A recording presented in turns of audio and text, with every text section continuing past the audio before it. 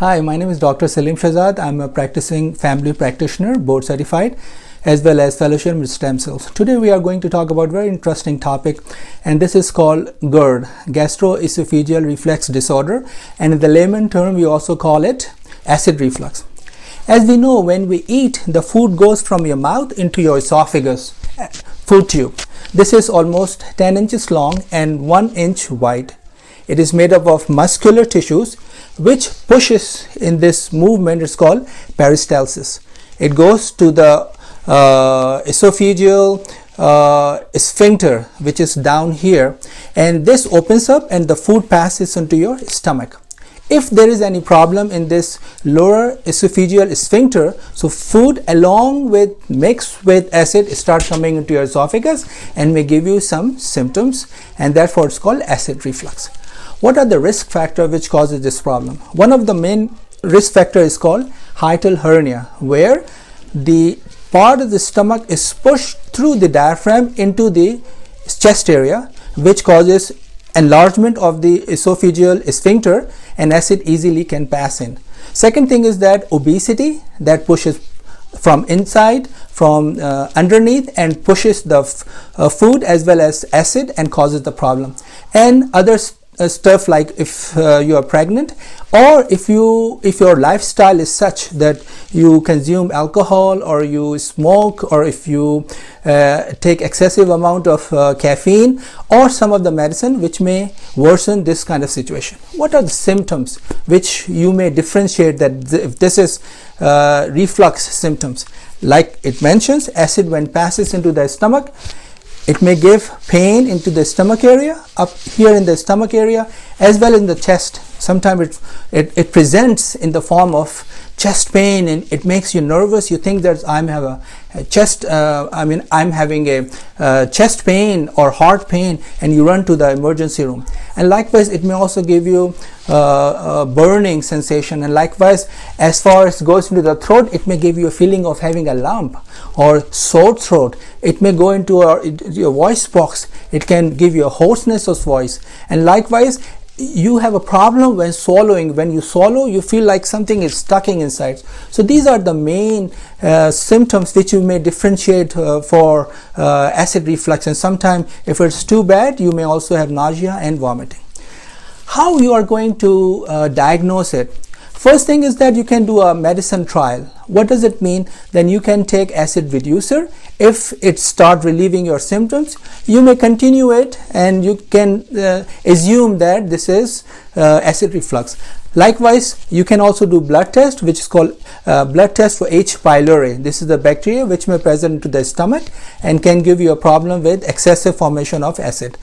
Other testing we can do is endoscopy, with the camera goes inside and see the condition of your esophagus, stomach, and small intestine, and the functioning of this lower esophageal sphincter, that if it's appropriately opening and closing or not.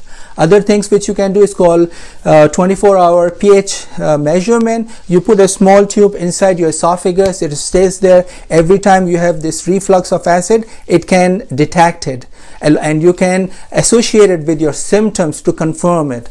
Likewise, there's another test, it's called esophageal manometry. What is this? Again, a small tube goes inside, it stays inside, and it watches the peristaltic movement of esophagus as well as opening and closing of your sphincter. If it persists for a longer period of time, what it may do some of the complication because of the severity or the failure of the treatment. One of it is called erosive esophagitis. Constant exposure of acid into very delicate lining of esophagus may cause ulcers, which may ultimately lead to bleeding, which you may detect if you examine or test your stool. Second thing is called esophageal strictures.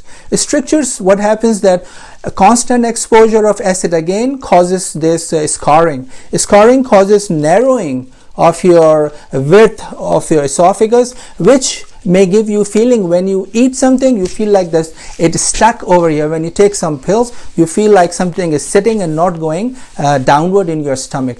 Likewise, there's another dangerous condition, it's called Barrett esophagus. This means that again exposure, constant exposure of acid may changes the lining epithelium from esophageal to other ones, and that may causes the cancer. So you have to do endoscopy constantly again and again to see the condition and follow with that. And another problem, which is that when it comes into the throat, it can give you sore throat, and it may go into the lung system, where it may cause the pulmonary pneumonia it may cause, and it may also cause symptoms like asthma. You may have wheezing and other symptoms. And likewise, when it comes to the mouth, it may also give you problem with your erosion of your teeth. Now let's talk about how you are going to treat it. One is non-pharmacologic or lifestyle change. If you're obese, try to reduce your weight. That is not only help your reflux, but it will reduce your blood pressure, chances of diabetes, cholesterol, and a lot of other problems. Likewise, if you are a person who loves to eat especially fatty food, chocolates, or anything you think that after eating that you have these symptoms, you have to reduce that. And likewise, what else you can do? You can raise your headboard up. And the way you are going to do, you are not going to just take the extra pillows, because if you just take extra pillow, it will cause your it will cause your head like this halfway up, which will put pressure on your stomach, and you may have more acid reflux. So instead, what you are going to do, you on the bed legs, you are going to put something, a log or something, to raise the angle of the bed, or underneath your mattress put something to increase the head. So that will help. Secondly, what you can do is smoking, or to quit taking alcohol or excessive amount of caffeine. And if you are somebody who wear very tight clothes, that may also put some pressure, as well as late time meals before you go to bed. If you take late meals, those are also may cause this reflux problem. Now talk about what are the medicines. If you have mild symptoms, you can take antacids, or you can take acid reducer like cimetidine or famotidine, and they help and they control their symptoms. But if the symptoms are moderate or severe, and if these medicines and these lifestyle changes are not helping, then you have to take another group of medicine. They are called PPI, or proton pump inhibitors. Actually, these are the pumps which make this amount of increased amount of acid, so it cut down the amount of acid. Now, how much you have to take? You have to take enough dose to control your symptoms. For what duration? You have to take it for 2 months. And if you feel better, you stop it, and then you see how it goes. If symptoms comes before 3 months, it means that you still have to take longer period of time and continue under your symptoms here under control. Second is, if the symptoms goes away after taking 2 months of course, and they don't come before 3 months, and if they comes after 3 months, so it means that you can try another course of 2 months, maybe different medicine of the same group, same PPI, and that may relieve your symptoms for longer period of time, or it may take care of it.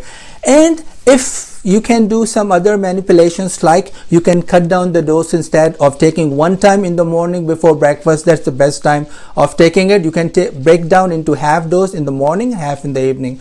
Or for some duration, like for a week or so, you can double the dose to control your symptoms. Once your symptoms start coming down in control, you can go back to your normal dose. And beside that, still, if you have some symptoms, so you can add some other medicine. There are prostaglandins derivatives, you can do that.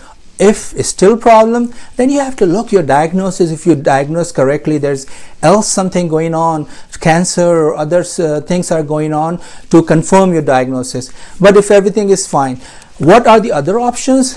These options you can use, but sometimes people doesn't like to take medicines, or if you take that after doing all of these measures, still a problem, that fundoplication is another procedure which is there, means surgery. You can also look into it, although it's not very good option, but there is one option. So along with all these things which are in your hands, lifestyle changes and medicine, you can do that, educate yourself, discuss it with your provider, and try to take care of yourself and feel better. नाज़रीन, अगर आपको मेरी video पसंद आई हो तो मेरे channel को subscribe करें और बेल आइकॉन को क्लिक करें ताकि आपको मज़ीद इस तरह की इंफॉर्मेटिव वीडियो मिलती रहे।